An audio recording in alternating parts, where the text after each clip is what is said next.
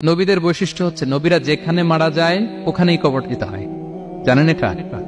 বিষ্ণু ইসলাম মারা গিয়েছিলেন আম্মাজান আয়েশা রাদিয়াল্লাহু তাআলা আনহার ঘরে, ফলে ওখানে বিষ্ণু ইসলামের কবর রয়েছে, ওখানেই কবর।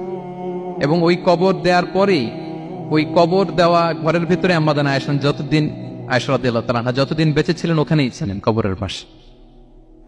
এরপরে বাবা মারা গেলেন আবু বকর, বিষ্ণু ইসলামের পাশে কবর দেয়া হলো, বাবা আর স্বামীর পাশেই থাকলেন। এরপর ওমরে ফারুক মারা গেলেন, ওনারও কবর দেয়া হলো।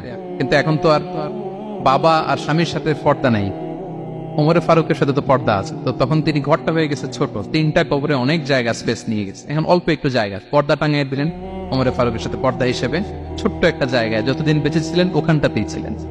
ওমরে ফারুক যখন আমিরুল মুমিনিন খলিফা, তখন ছেলে আব্দুল্লাহকে পাঠিয়েছিলেন যে যাও একটা অনুমতি আগে থেকে নিয়ে রাখো আম্মাজান আয়েশার কাছ থেকে, যেহেতু ঘরটা ওনার, ওনাকে বলে রাখো যে আমি মারা গেলে যেন আমার দুই বন্ধু মুহাম্মদ সাল্লাল্লাহু আলাইহি ওয়াসাল্লাম এবং আবু বকরের পাশে যেন কবর দেয়া হয়।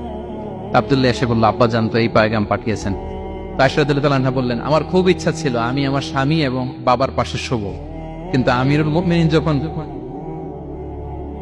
চেয়েছেন এটাকে আমি ফিরিয়ে দিতে পারি না। ঠিক আছে যাও, তোমার আব্বাকে বলো তোমার আব্বাই শোবেন ওই জায়গায়।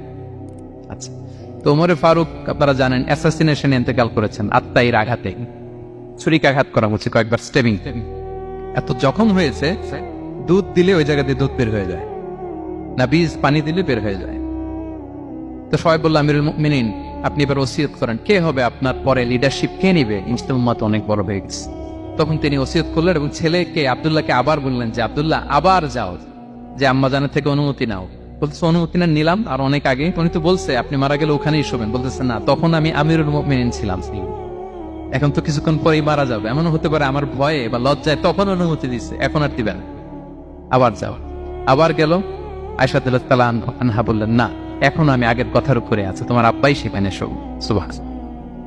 ওমরে ফারুক ওখানে শুলেন, তখন তিনি পর্দা আরম্ভ করলেন আম্মাজান আয়েশা। তাহলে রাসূল সাল্লাল্লাহু আলাইহি ওয়াসাল্লামের কবরটা হচ্ছে আম্মাজান আয়েশা রাদিয়াল্লাহু তাআলা আনহার ঘরের ভেতরেই। আপনারা মসজিদে নববী যারা ভিজিট করেছেন তারা জানেন যে আপনারা যখন কিবলামুখী হয়ে নামাজ পড়েন, বাম দিকে বিষ্ণু ইসলামের কবর, সেখানে রাসূল সাল্লাল্লাহু আলাইহি ওয়াসাল্লামের পাশে আবু বকর এবং ওমরে ফারুক রাদিয়াল্লাহু তাআলা আনহুমা শুয়ে আছেন। রাসূল সাল্লাল্লাহু আলাইহি ওয়াসাল্লামের কবর থেকে মিম্বার পর্যন্ত এই পুরো জায়গাটা রাউদাতুম মিন রিয়াদিল জান্নাহ, দুনিয়ার বুকে জান্নাতের একটা টুকরা। বিষ্ণু সাল্লাল্লাহু আলাইহি ওয়াসাল্লাম ইন্তেকালের আগে ওনাকে অপশন দেয়া হয়েছে, নবী আপনি চাইলে থেকে যেতে পারেন আজীবন, আর চাইলে আমার কাছে চলে আসতে পারেন, এই হ্যাভ অপশন। বিষ্ণু সাল্লাল্লাহু আলাইহি ওয়াসাল্লাম তার রবের সাথে সাক্ষাৎকে চুজ করেছেন এবং ইন্তেকালের আগে তিনি পড়েছিলেন আল্লাহুম্মা গফিরলি ওয়ারহামনি ওয়ালহিকনি বির রাফিকিল আ'লা, আল্লাহ আপনি আমাকে ক্ষমা করুন, আল্লাহ আপনি আমার প্রতি রহম করুন, আল্লাহ আমি আপনার সান্নিধ্যে যেতে চাই, পৃথিবীতে থাকতে চাই না। সুবহানাল্লাহ। অপশন দেওয়া হয়েছে, আপনার অপশন দেওয়া হবে, হ্যাঁ, চাইলে আজীবন থাকেন। আমরা অপশন পেলে তো বলতাম আল্লাহ যা হয়েছে এখানেই থাকতে চাই, কি বলেন? বিষ্ণু ইসলাম বলেছেন ইলা রাফিকিল আ'লা, আল্লাহ আমি আপনার সান্নিধ্যে যেতে চাই। বিষ্ণু ইসলাম ইন্তেকাল করলেন এবং উম্মার জন্য এটা সবচাইতে বড় ফিতনা এবং পরীক্ষা ছিল, এর চেয়ে বড় কষ্টদায়ক বিষয় ছিল না উম্মার জন্য বিষ্ণু ইসলামের ইন্তেকাল। তিনি যখন ইন্তেকাল করলেন সাহাবারা পাগলের মতো হয়ে গেল। ওমরে ফারুক উনি বিশ্বাসই করে না, মানে আমার নবী মরতে পারে এটা উনি ভাবতেই পারেন। উনি নাঙ্গা তলোয়ার বের করে বলতে আরম্ভ করলেন, যে বলবে মুহাম্মদ মারা গিয়েছেন তার গর্দান উড়িয়ে ফেলবে। পরিস্থিতি অত্যন্ত ভয়ঙ্কর। আবু বকর রাদিয়াল্লাহু তাআলা আনহু তিনি আয়াত তেলাওয়াত করলেন, ওমা মুহাম্মাদুন ইল্লা রাসূল ক্বাদ খালাত মিন ক্বাবলিহির রুসুল, মুহাম্মদ রাসূল ছাড়া কিছু নন, তার আগে অনেক রাসূলের চলে গেছে, তিনি যদি মারা যায় বা শহীদ হয় তোমরা কি আবার আগের কুফরিতে ফিরে যাবে? এই আয়াত যখন তেলাওয়াত করলেন ওমরে ফারুক হাঁটু গেড়ে বসলেন। তিনি বললেন এই আয়াত তো আমি আগেও জানতাম, অনেক তেলাওয়াত করেছি, কিন্তু আমার মনে হলো এই মাত্র আয়াতটা নতুন করে শুনলাম, এই মাত্রই বোধহয় কোরআনের এই আয়াতটা নাজিল হয়েছে। সাকিফায়ে বনু সাঈদার মধ্যে সবাই বসে আবু বকর রাদিয়াল্লাহু তাআলা আনহুকে খলিফা হিসেবে নির্বাচিত করা হলো। বিষ্ণু ইসলামের ইন্তেকাল শেষ, গোসল দেয়া শেষ।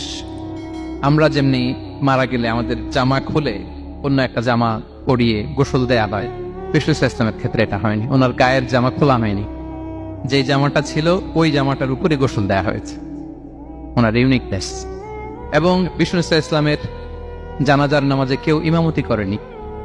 কে হবেন ইমাম? উনিই তো ইমাম, গোটা বিশ্বের ইমাম, ঠিক কিনা বলেন? কে হবে ওনার জানাজার ইমাম?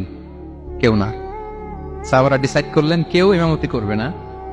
5-7 জন করে দরজা দিয়ে, এই দরজা দিয়ে ঢুকে নিজেরা জানাজার নামাজ পড়ে ওদিক দিয়ে বের হয়ে যাচ্ছে। এইভাবে পুরা উম্মাহ সব সাহাবারা নিজেরা জানাজার নামাজ পড়েছে। Subscribe.